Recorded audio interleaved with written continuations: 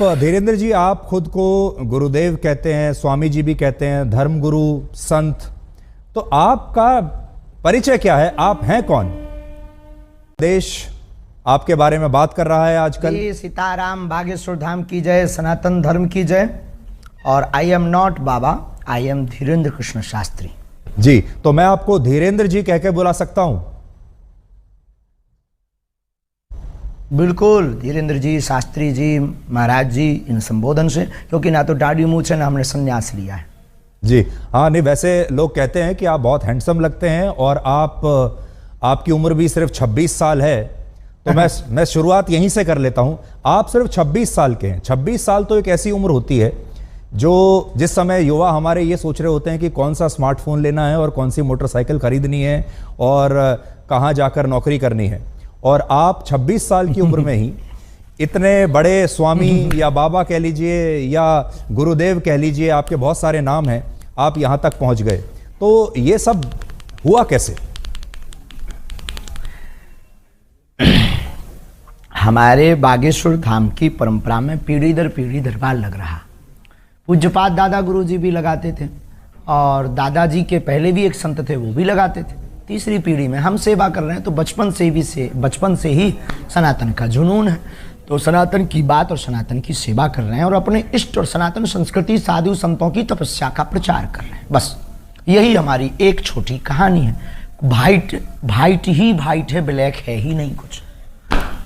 लेकिन लोग अब आपकी कहानी में लगातार ब्लैक ढूंढ रहे हैं। मैंने सुना आपने कहा कि मैं और कोई स्पष्टीकरण अब नहीं देना चाहता इसके बारे में, आपको लगातार जो चुनौतियां मिल रही हैं, लेकिन देश आपसे ये जानना चाहता है कि इसमें कितनी उसका आज हमने नेशनल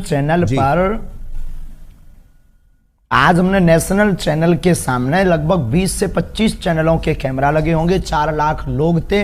हमने चुनौती दी थी, चुनौती देने वालों को कहा था कि रायपुर हमारी जगह नहीं, छत्तीसगढ़ है, दरबार 20 और 21 को लगना है, किराया हमसे ले लो, जिन जिन को दिक्कत है आकर के देखो। हम कोई दावा नहीं करते, हम कोई ईश्वर नहीं है, अभी हम साधारण इंसान है। गद्दी पर बैठेंगे, जो गुरु प्रेरणा लगेगी हम वो बता देते हैं, और बालाजी की कृपा और संतों की तपस्या के प्रभाव से वो बात सत्य निकलती है। और सत्य को कितनी भी कसौटी पर कसा जाए, कितने न्यूज चैनलों ने एक्सपोज नहीं किया, कितने लोगों ने नहीं किया, आज तक बाल टेढ़ा कर पाए, क्योंकि हनुमान जी की कृपा और हनुमान जी के नाम का प्रचार है जी।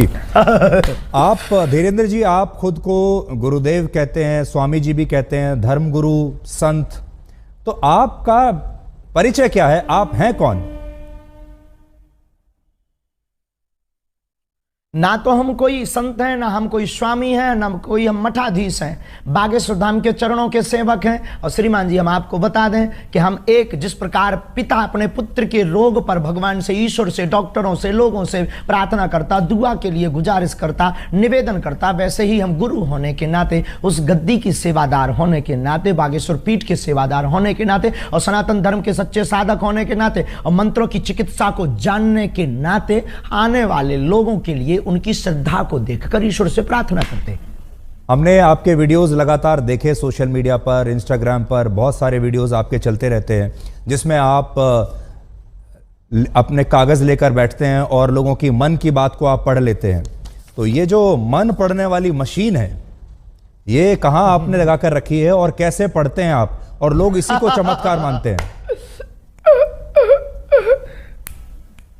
देखो भाई, ये भारत देश है, इसमें ऋषि मुनियों की परंपराएं विविध रही, और भारत इसीलिए तो विश्व गुरु रहा। यहाँ खूब खोज की, फाइयान यात्री जैसे विदेशी लोग आए, पर भारत को विश्व गुरु उन्होंने इसीलिए तो माना सबने, क्योंकि भारत में वैदिक परंपरा अति प्राचीन परंपरा है, ऋषियों की परंपरा।